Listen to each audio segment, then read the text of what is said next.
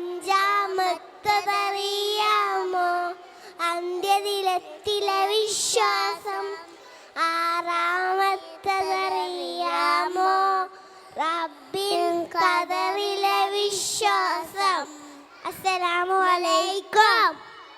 ഉള്ളത് മാത്രം പറയുന്ന ഉത്തമനായി വളർന്നിട കൈപ്പണരും ചൊല്ലുക സത്യം ജീവിത വിജയം നേടിടാൻ സത്യം നോക്ക് നബിക്കും ഐകില ലോകത്തഭിമാനം സ്വർഗീയാഴമെത്തിവനക്കും നാഥൻ നൽകും സമ്മാനം.